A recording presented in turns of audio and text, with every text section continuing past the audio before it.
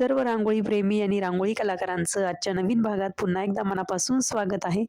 तर मैत्रिणींनो, आजच्या भागामध्ये तुम्हाला आठवडाभरासाठीच्या प्रत्येक वारानुसार रांगोळी बघायला मिळणार आहेत. म्हणजे ज्या दिवशी ज्या देवी-देवतांची उपासना केली जाते, पूजा केली जाते, त्याप्रमाणे आपण आजच्या रांगोळ्या बघतो आहोत. तर आपण सुरुवात करूया रविवारपासून. रविवारी सूर्यदेवतेचं पूजन म्हणजे सूर्यदेवतेचा वार मानला जातो रविवार. तर आपण पहिली रांगोळी सूर्यदेवतेची काढतो आहोत. खूप अतिशय सोपी रांगोळी आहे, तुम्हाला जमेल अशीच आहे. तर नक्कीच व्हिडिओ शेवटपर्यंत बघा आणि ह्या रांगोळ्या तुम्ही देवघरासमोर काढा. ज्या वारी असतील त्या वारी.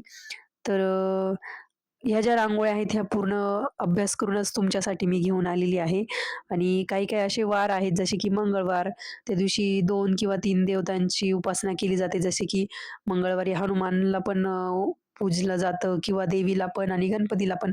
पण मी प्रत्येक दिवसाचं एकच रांगोळी टाकली आहे आणि तुम्हाला जर वाटलं तर आपण अजून या प्रकारचा एक व्हिडिओ बनवूया. तर नक्कीच व्हिडिओ शेवटपर्यंत बघा आणि ह्या रांगोळ्या तुम्ही नक्की देवघरासमोर ट्राय करा. आपली सूर्याची रांगोळी बोलता-बोलता झाली आहे. पुढची जी रांगोळी आहे ती सोमवारची रांगोळी आहे. तर सोमवार हा महादेवांचा वार, महादेवांची उपासना केली जाते सोमवारी. तर आपण महादेवांची जी शिवलिंग आहे, त्याच्या रांगोळ्या बऱ्याच बघितल्या आहेत. पण आजच्या रांगोळ्यामध्ये आपण जे महादेवांना प्रिय असं डमरू आहे, ते पिंडीसोबत काढलेलं आहे. कारण की आपली ही रांगोळी राहिलेली होती. बाकीच्या आपण बेलपत्र वगैरे त्याच्यासोबत काढलेल्या आहेत त्या रांगोळ्या. तर आज आपण डमरू प्लस शिवलिंग अशा 2 कॉम्बिनेशननी ही रांगोळी काढतो आहोत.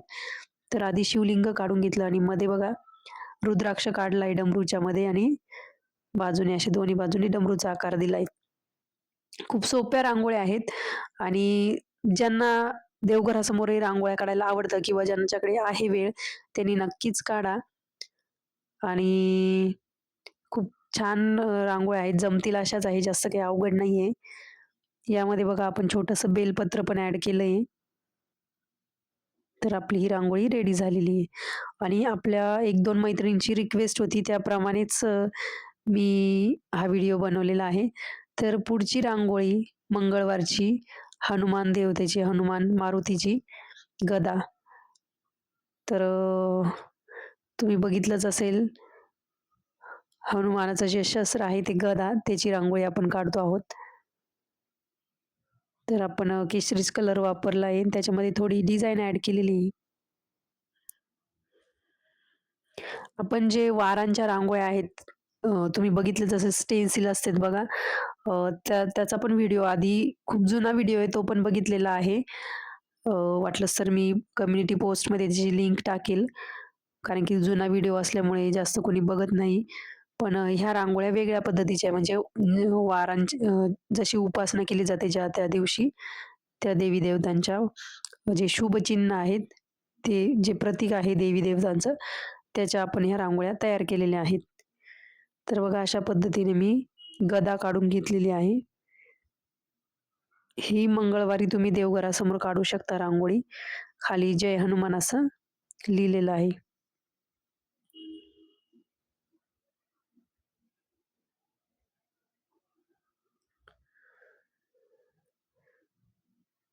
तर बघा आपली ही रांगोळी रेडी झालेली आहे. आता पुढची रांगोळी बुधवारची गणपती बाप्पाची रांगोळी आहे. तर फक्त 5 टिपक्यांचा वापर करून ही रांगोळी काढली म्हणजे स्टार्टिंगला तुम्ही असे 5 टिपके काढून घ्यायचे. मी कसे काढले त्या पद्धतीने. तुम्ही फक्त सफेद कलर वापरूनही काढू शकतात. जे पितांबर आहे, जे धोतर घालतो आपण गणपती बाप्पाला, ते मी जांभळ्या कलरचं वापरलंय आणि वरती बघा केशरी कलरमध्ये ते सोंड वगैरे, कान ते काढले आणि एका उजव्या साईडला हात काढलाय आणि डाव्या साईडला लाडू धरलेला असं दाखवलंय मी आणि वरती आपण मुकुट काढलेला एक. एकदम सिंपल रांगोळी आणि सोपी रांगोळी गणपती बाप्पाची आणि खाली फूल काढलेलं आहे.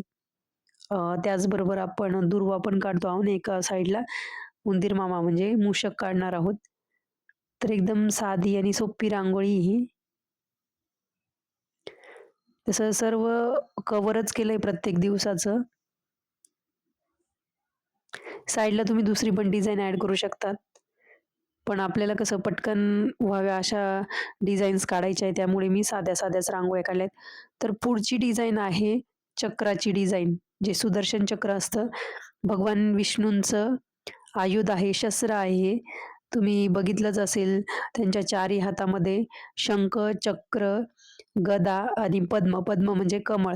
हे 4 आयुधे असतात. त्यातलंच एक चक्र. हीच का रांगोळी काढली मी, चारही रांगोळ्या का सोबत काढल्या नाही? तर आपण त्यावर एक व्हिडिओ आणूया. कारण की आपण जे शंख आहे तो एका व्हिडिओमध्ये बघितला आहे. चक्र राहिलं होतं त्यामुळे ती आजच्या व्हिडिओत बघू आणि ही रांगोळी गुरुवारची. तर गुरुवारी विष्णूची पूजा म्हणजे उपासना केली जाते विष्णू भगवानांची किंवा आपले दत्तगुरू आणि स्वामींची पूजा. तर आपण स्वामींच्या आणि दत्तगुरूंच्या रांगोळ्या आधी बघितलेल्या आहेत. त्यामुळेच मी ठरवलं, की आपण आज विष्णूंचं जे आहे शस्त्र, ती रांगोळ्या बघूयात. तर ना प्रिय, अतिशय प्रिय असे कमळ पण आहे, गदा पण आहे आणि आपलं शंख पण आहे. शंख, चक्र, गदा आणि पद्म हे 4 आयुधे त्यांच्या हातात असतात. तर आपली ही रांगोळी बाकी होती त्यामुळे मी ती काढलेली आहे. तर ज्या दत्तगुरूंच्या आणि स्वामींच्या रांगोळ्या त्या आपण दुसऱ्या भागात बघूयात. ज्या गुरुवारी उपासना केली जाते. ही रांगोळी गुरुवारची आहेत. तर ह्या रांगोळ्यांच्या पण कमेंट आलेल्या मला बऱ्याच वेळा. तर मी आज ती रांगोळी काढलेली आहे. थोडी बारीक डिझाइन असते ह्या चक्रच्या हो, जे सुदर्शन चक्र आहे त्या रांगोळीमध्ये. पण ट्राय करा. ही रांगोळी मोस्टली जे दक्षिण भारतीय असतात त्यांच्याकडे जास्त काढली जाते. कारण की बालाजी देवस्थान आहे ते पण आपले भगवान विष्णूंचंच प्रतीक आहे म्हणजे अवतार आहे. त्यामुळे तिकडे त्यांना जास्त मान्यता आहे. तर पुढची रांगोळी ही शुक्रवारची आहे. तर शुक्रवारी देवीची उपासना केली जाते जशी महालक्ष्मी, दुर्गादेवी वगैरे. तर आपण महालक्ष्मीचे पावलं काढतो आहोत. तर एकदम नवीन पद्धतीचे पावलं मी काढून दाखवते तुम्हाला. तसे तर आपण गोपद्म वगैरे आधी काढलेलेच आहे. पण ती डिझाइन रिपीट होईल त्यामुळे मी दुसरी डिझाइन ॲड केलेली आहे.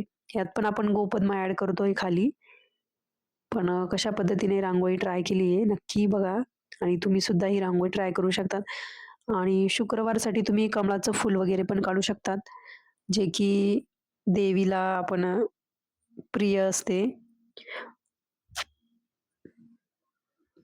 तर अशा पद्धतीने खाली आपण गोपद्माचा आकार देऊन अशी पावलं काढतो आहोत. तुम्हाला नक्कीच आजच्या रांगोळ्या आवडतील. तुम्ही नक्की ट्राय करा आणि मला कमेंट करून पण सांगा, की कशा वाटल्या आजच्या रांगोळ्या म्हणजे तुम्हाला आवडल्या का ते पण सांगा. ट्राय केल्या की नाही ते पण सांगा. आणि अशाच जर अजून एखादा भाग बघायचा असेल पूर्ण वारांच्या रांगोळ्यांच्या तर नक्कीच घेऊन येईल. ही शुक्रवारची रांगोळी आहे आणि अशाच सुंदर-सुंदर रोजच्या डिझाईन्स बघण्यासाठी चॅनलला नक्की सबस्क्राईब करा आणि रोज दारासमोर छोट्या का होईना रांगोळ्या काढा.